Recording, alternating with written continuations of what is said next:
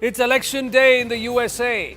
Polls have opened across the country. Vice-President Kamala Harris and former President Donald Trump each need at least 270 electoral votes to win. The battleground states of Arizona, Georgia, Michigan, Nevada, North Carolina, Pennsylvania and Wisconsin are expected to be pivotal to the path to victory. Former presidential candidate and Donald Trump supporter Vivek Ramaswamy has said Trump's campaign has attracted greater attention from groups who have historically voted Democrat, including the black vote, Hispanics and Gen Z. Will America choose Trump or Harris? Victory of which candidate will be better for Bharat? As the historic poll process gets underway, Bharat is watching very, very closely. Zaka Jacob, managing editor CNN News 18, is down in DC. Good early morning to you, Zaka. What's the mood there? Are people coming out to vote? Everybody is concerned about the turnout. Oh, absolutely. I mean, elections are won or lost on which of the two bases is more enthused to come out on election day. I'm coming to you live from Washington, D.C. You can see the White House in the background, just off the south lawns of the White House. I was here just over a year ago, Anand, when the Prime Minister Modi, was feted in the state visit.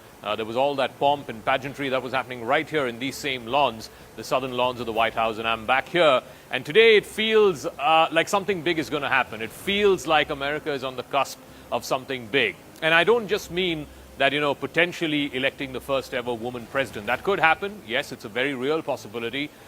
Even if Trump were to win, he would be the first president in over 100 years to win one term, lose a re-election, and then come back 4 years later and win a second term. So that too would be pretty historic. So what does this election really boil down to? You mentioned those 7 or so battleground states. There are 3 of them, which are the blue wall states: Wisconsin, Michigan, Pennsylvania. For Kamala Harris to win, it's a very narrow and a slightly tighter path to 270. She has to win all of those 3 blue wall states. She has to win Pennsylvania, which is the biggest. She has to win Wisconsin and Michigan. That's the easiest, clearest, and most narrow path to 270 for Kamala Harris. Trump, on the other hand, is leading in the so-called Sun Belt states. He's leading in Georgia, North Carolina, Nevada, Arizona. Nevada and Arizona, because they're out west, will take much longer for the results to come. Right. I think what to expect tonight.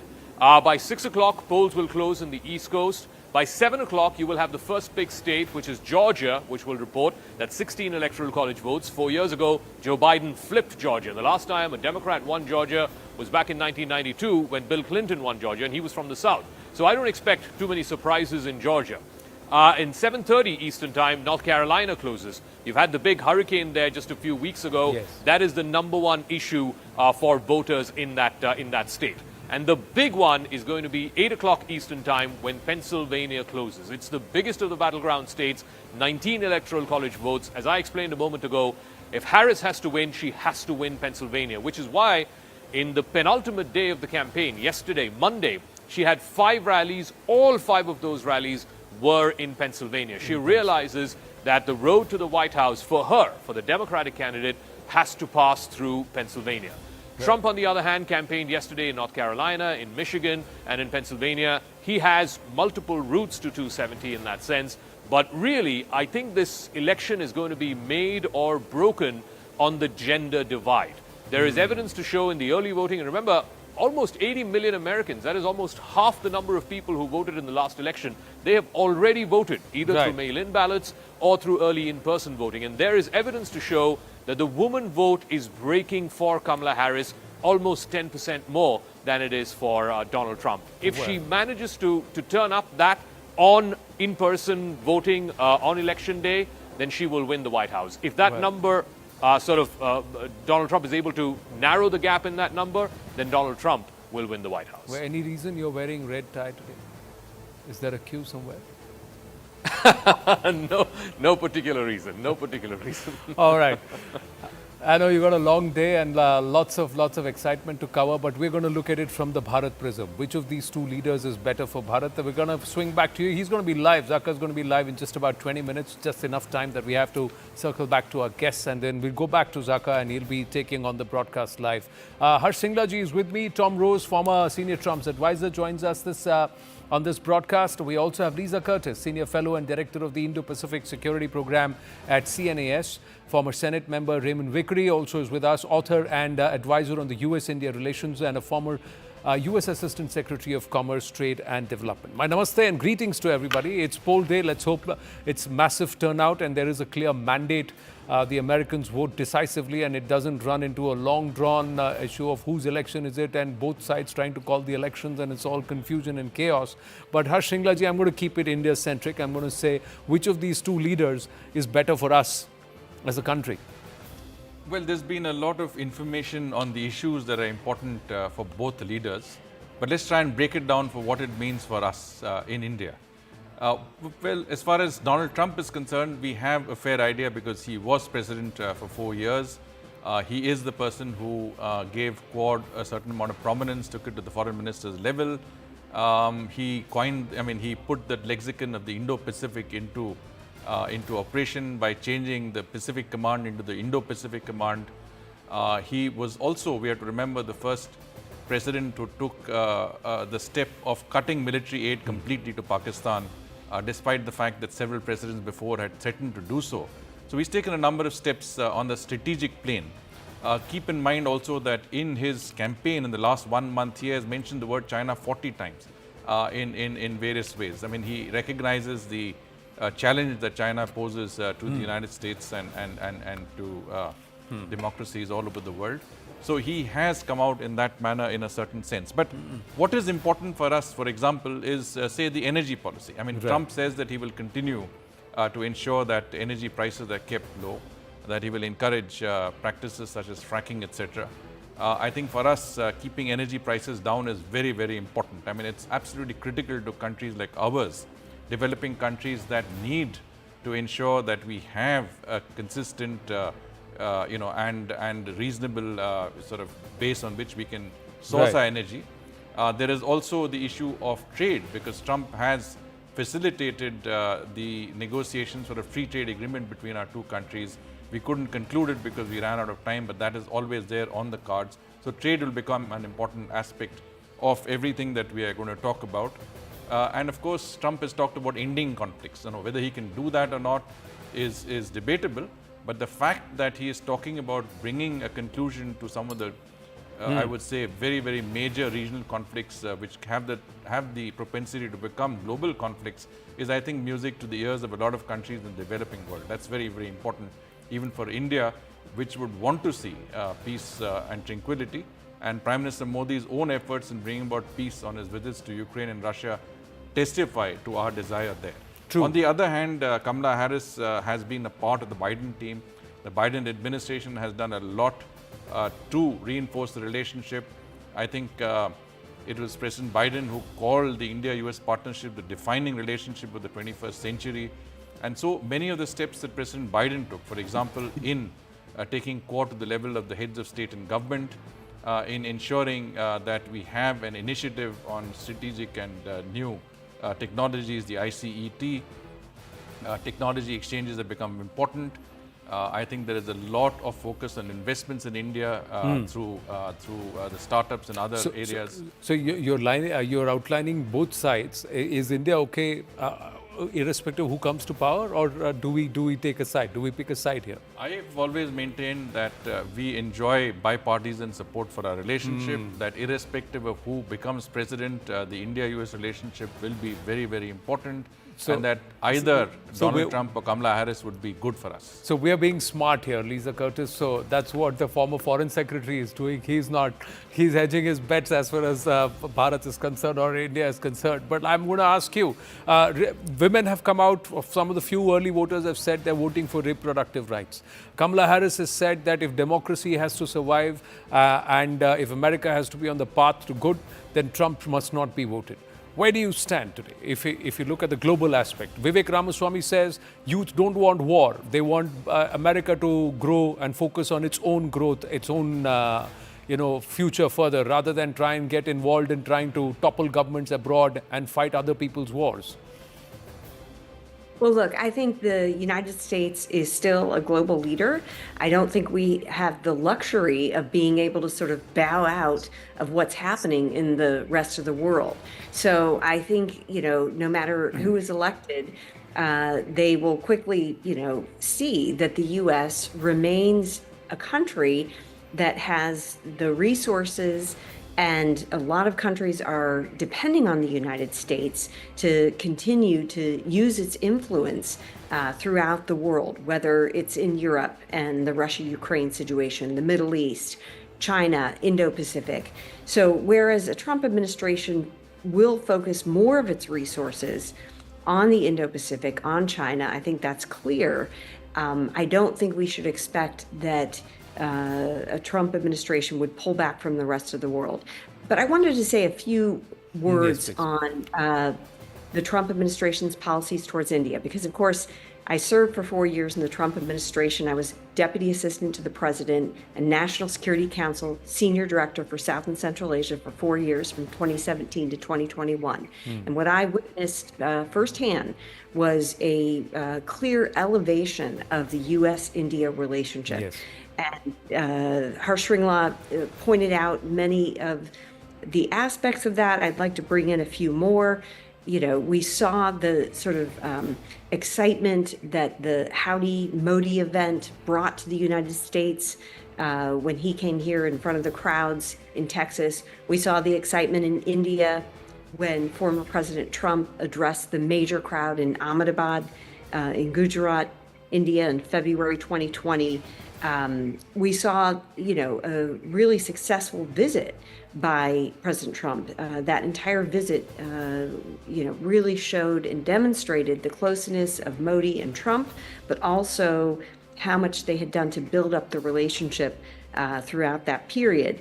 And I would also note the kind of support the Trump administration provided India in its time of crisis, and that's the Gawan border clashes in the spring of 2020. The Trump administration extended a great deal of support to India, including intelligence support, military equipment, you know, all kinds of support during that crisis. So I think we can rest assured that President Trump, if he takes another term in office, would pick up where he left off. And I have no doubt that the U.S.-India relationship would continue to move forward. You know, there are a few more questions about Vice President Harris.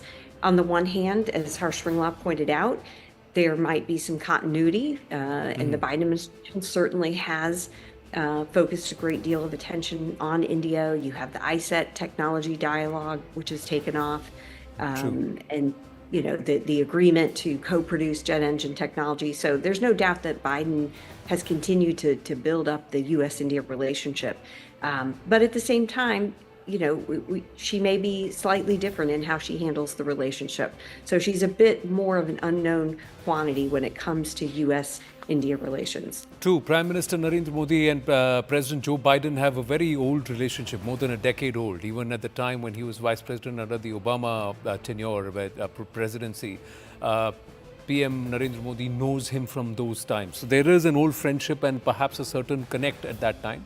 Although many would question which way the US-India ties are actually going, given the Five Eyes involvement, given this entire K extremism and the K bogey, etc.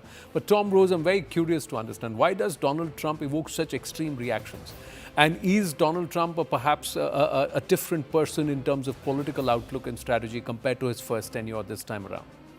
I don't think he's any different at all. I think the Donald Trump that you and I and everyone else watches on television, listens to, is precisely the same Donald Trump that Lisa Curtis and I listened to privately every day for 4 years in the White House. The fact is that a strong America, a proud America, a resurgent America, strong economically, with presidential authority delivered with a mandate, is good not just for the United States, but for the world. The U.S.-India relationship is probably the most important bilateral relationship in the world between strategic partners. There's a famous story that Lisa Curtis, I'm sure, is familiar with. Our former colleague, my boss, Lisa's boss, Mike Pompeo, who was the Secretary of State, talking about deterrence, pointing out that when Richard Nixon was president, he had to send Henry Kissinger to Moscow to warn the Kremlin that Nixon could be a bit crazy. But as Pompeo says, Pompeo never had to warn any potential enemy that Trump was a madman or that he would stand beside any friend, because CNN did all of that for him. Donald Trump's credibility extends directly toward the fact that he's unpredictable. In the last 4 years, we have seen China nearly double its defense spending relative to GDP, while in the United States, our military spending relative to GDP has declined. You combine that with this colossal failure of American deterrence, from surrendering Afghanistan to the Taliban in such a calamitous, embarrassing, humiliating manner, our utter failure to deter President Putin from invading Eastern Europe, Ukraine, and now our utter complete failure, not simply to deter Iran from creating chaos, mayhem, and war in the Middle East, but actually enabling them, this half-hearted support for Israel and its war for survival. What would the next 4 years look like if that continues?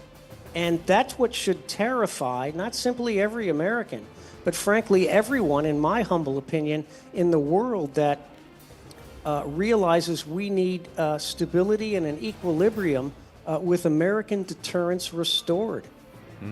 But with someone like Trump, who's unpredictable, like you said, Tom Rose, and I'm going to request Raymond Vickery to share his thoughts here. What's going to happen? Thank you for your patience. Many in here over in India say Trump is equal to tariffs, because when it comes to trade, he was insistent upon tariffs. I remember how he would go on about the Harley Davidson, etc., and what he had to say when he wanted HCL during the COVID times. But others believe that he is somewhere far more amenable in terms of a conducive atmosphere for economies to grow. He may be a little isolationist in terms of trying to make America great again, this entire MAGA theme. But what's your thought process? There are others who believe that the Biden administration and continuity with Harris is actually better. Where do you stand? Well, thanks very much for having me. I have noted with some amusement, really, this idea that unpredictability and a person who can't be known to what he's going to do next is actually good for U.S.-India relations. That's preposterous to me. On the issue of tariffs, it's true, Donald Trump is in love with tariffs. He put tariffs on India in steel and aluminum, which the Biden administration really had to walk back in regard to our good friend and partner, India.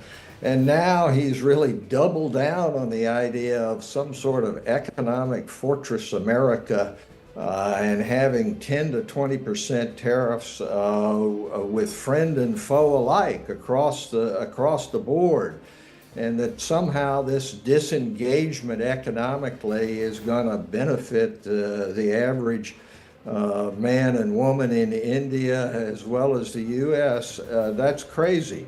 The idea that you can disengage like that you can put tariffs on India and not have it leak over into the relationship is just wrong. The fact is that the economic matters and geopolitical ones are linked. And there's no question to me that continuing what has happened with the Biden administration in terms of economic engagement is the right way to go. Having said that, I would subscribe to the proposition that there is strong bipartisan agreement, both at a presidential as well as a congressional level, for the U.S.-India relationship. But let's hope that we have some steadiness at the helm, that it's not unpredictable, that you don't try to make progress by not letting people know what you're going to do, when you're going to do it.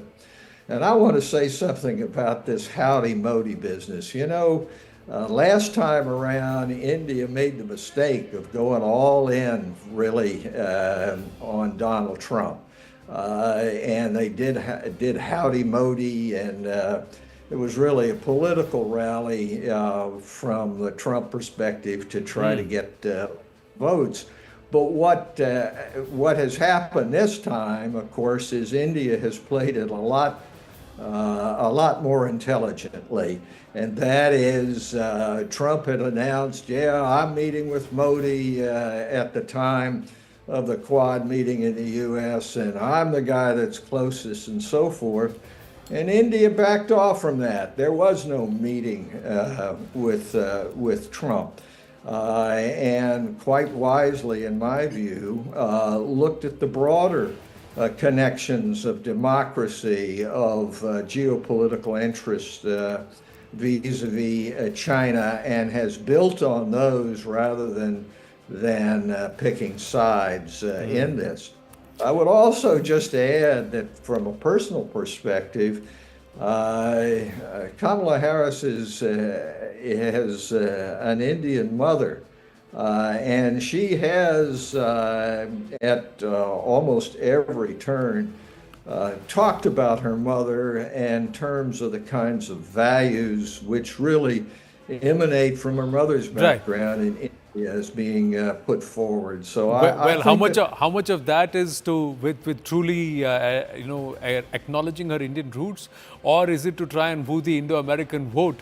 That we will leave it. It's interesting to see. I would love to sit on the fence on this one. So would Ambassador Harsh Shringla, because it's like a Tom Rose and Raymond Vickery. We'd like to see you through the course of these elections and have you all back and have a conversation soon. But I have to keep this short right now. I have to wind up. Thank you, gentlemen. Thank you very, very much. Going straight across to